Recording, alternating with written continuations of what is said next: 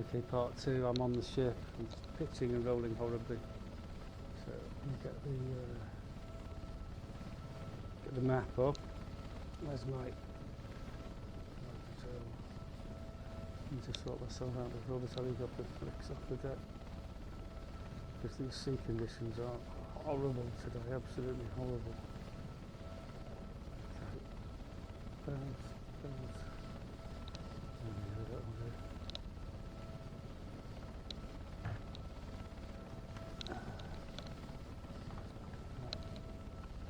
Let's get out of it.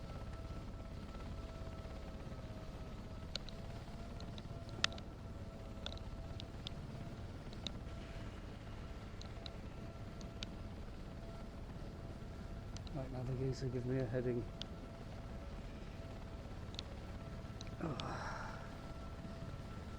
Heading to Bara. I think we're going to go to Bara. So it's sort of northwest. Right, northwest it is. Hills up.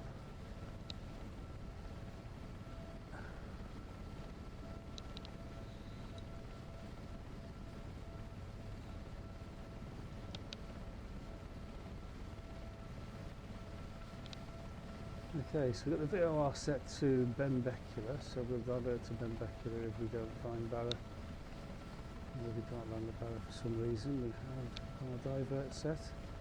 Feels good, everything's in the green, nothing on the caution panel.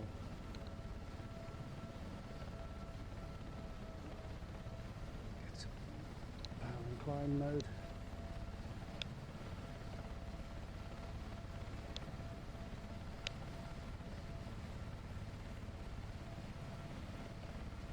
Too far away to pick up the ADF NDB 1,000 feet.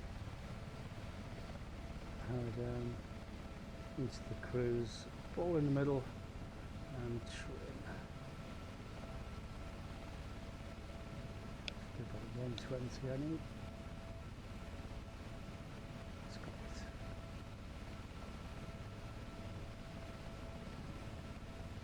Okay, we've got over 240 right out.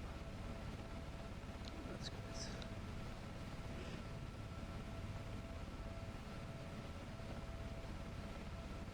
I was at Bara not too long ago actually.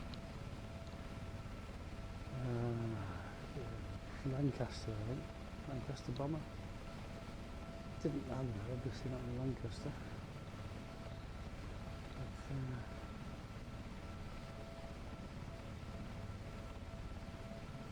But, yeah.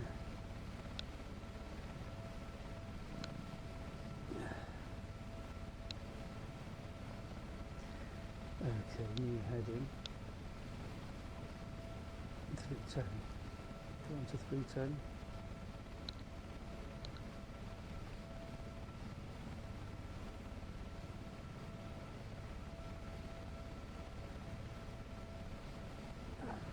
Turn on.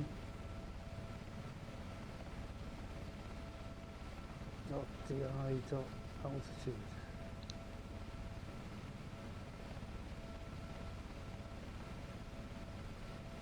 Alright, rudder ball in the middle. Speed accelerating nicely to 120, that's good. .di altitude. It's a come. Nice, but it's very windy today. Very windy. Okay, hold it on there. 310.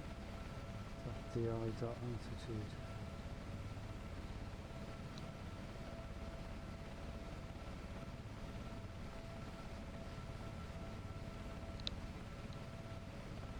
Gears up everything in the green, feels good. Nothing in the caution panel.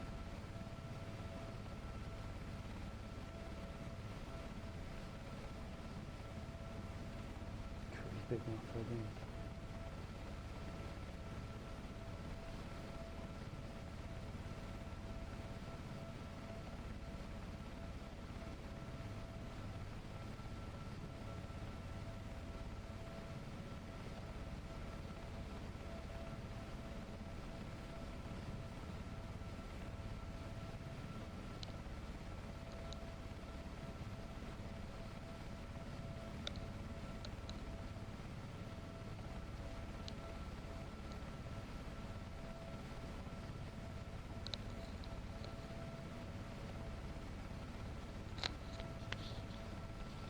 Oh, it was so funny last night. I was listening to this live by this person, and someone asked him a question. And he went into one, just lying, and the guy just wound him right in and said, "Oh, that's interesting because it doesn't happen there. It happens somewhere else." I know because I was there. And he's like, "We all got in a fluster. More lies." That was so funny. Anyway, just mock the afflicted, and he is a crank. He really is. Crank and a troll. When he finally admits it, I'm going to ask him to do an interview and say, what is it like being a troll? I mean, why do people troll? What's the problem? You know, do you need therapy? You know, you're not taking your meds. I mean, what is the problem? I don't know.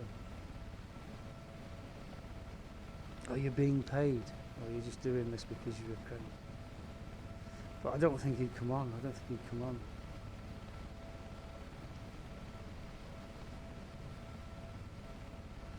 He spends his whole day on the internet. You know, he must have sore thumbs because he checks everyone's account every 5 minutes. He's got nothing better to do. Copy pasting things. Look what he said about me. And then he trolls you to death on his anonymous troll channels. And then when you say anything back, oh, I'm being bullied. Oh.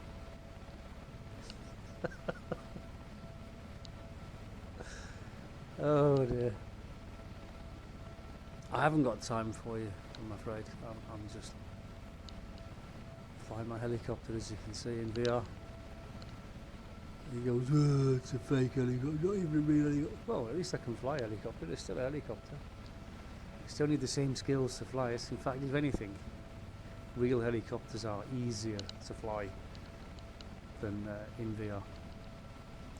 And if it wasn't a worthwhile training aid, the US Air Force would not be training their fighter pilots and helicopter pilots in VR, would they? So, stick that in your pipe and smoke it while you're on your officer selection course. 5 years after you left the army. In the wrong place. Oh dear. Right, here we go. At least I am a real captain, you know. I've been a commercial captain for 14 years, something like that. Started in 2010. No, that's a lie, I didn't qualify until 2012. I'll take that back. 12 years. Been qualified captain for 12 years. Although I was in on the crew for 2 years before I became captain. And of course I'm an aircraft captain. The commander of a P1 aircraft, pilot in command, is the captain. So I'm 2 times a captain. Nice.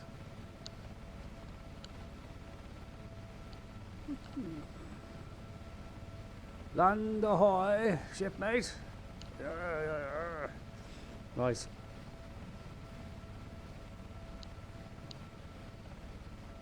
.330 on and set.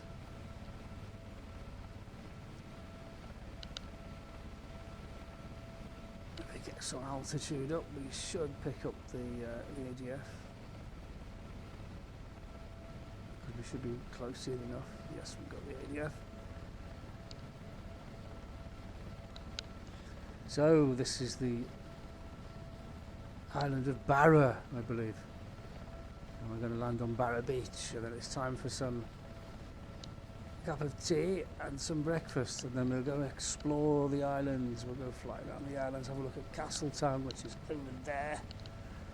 And that's where they filmed Whiskey Galore. Do you remember the 1950s? Was it 50s or late 40s? It was set during the war when a ship ran aground and it was sinking on the rocks. And the cargo was whiskey. And of course the locals stole all the whiskey, and the authorities turned up to find, and they were searching for all the stolen whiskey. I mean, fair enough, you know, if a ship's been shipwrecked, the cargo's going to be lost, isn't it? So you may as well help yourself. That's my my thoughts on the subject. But you know, I mean, I remember a load of wood got washed up on the beach at Brighton, okay, all the way along the south coast, because there was a ship called the Ice Prince that sank, and it was full of wood, and it sank in the channel. So all this wood went up and down with every tide, and it finished up on the beach, and the authorities are there. Nobody touch the wood. Don't steal the wood. It belongs to somebody. It's insurance company. Ah! And so loads of people went down and nicked loads of wood, right? And loads of shelves went up in Brighton. Loads of people built shit out of this wood, and they were jumping up and down, waving their fists, saying, "No, don't steal it. Don't steal it. It's theft. Ah, you'll be prosecuted. Ah." And then in the end, they got some contractors in with JCBs and bulldozers and things, and just snapped it all up and put it in skips and took it to the tip. And you think, well, why couldn't people have it? If you said people could have it, help yourself. You know, be the good Samaritan, help clean the beach. That everyone would have just gone down and just removed it all. It wouldn't have cost anything to have it all removed. But oh no, no, you know, they didn't use it again. None of it got salvaged to be by the insurance company to be resold. It all went to the bins, all of it. Right, there's Bara Beach ahead of us. Start slowing the helicopter down. Radioing ahead. We'd order, like, we want 3 bacon sandwiches, 3 teas, and 1 full breakfast. Okay, I pass that on to the canteen. Thank you. The kettle's on now, sir. Thank you very much. Jolly good, very civilised. That's what radios are for, you see. Ordering food ahead of one's landing. Nice wheels. Oh, they come down this time. That's good. That's good. Always check they're down. 2 greens. 2 greens. Everything's in the green. I'm seeing everything in the green. Nothing on the coursing panel. Fuel is good. We don't need fuel pumps. They should be on anyway. Right, I think we're good to come in and land. We'll give a straight in approach. Oh look, some yachties. Now this is Bara Beach, and it goes up and down with the tide. It floods and then it drains. It floods, it drains. So they land aeroplanes. There's actually a commercial service. I think Ryanair, Logan Air, something like that, come here. And it's not most ideal of runways because there's a lot of salt water that gets sprayed all over the plane, which, as you know, is corrosive. Salt water and aluminium do not really get on, so if you're constantly dipping your airframe in salt water or having it sprayed in salt water, you really need to be hosing it down well at the end of the day, otherwise you're going to get corrosion problems. And they probably get corrosion problems anyway, so those aeroplanes will probably wear out a lot quicker than normal ones that operate off normal runways in the rain. Okay. There's the control tower, there's the canteen.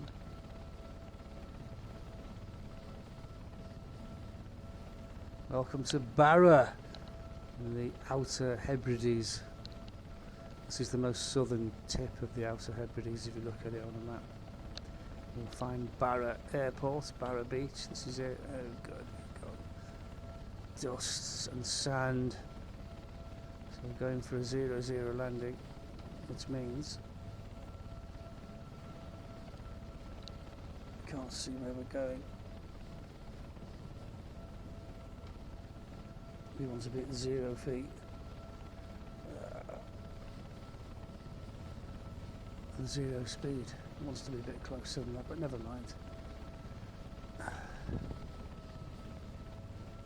We can taxi a bit closer, and then we'll turn the aircraft into wind.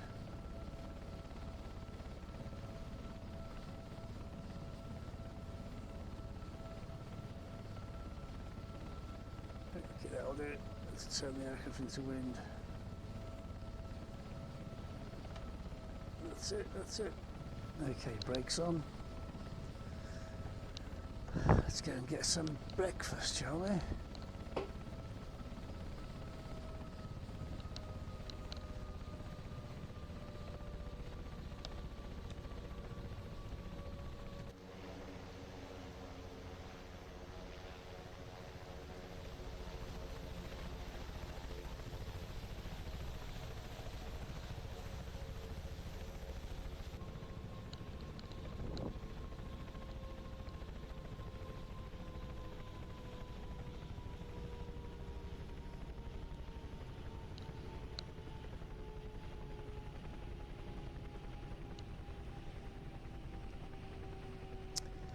And I'll see you in the next video. Thanks for watching.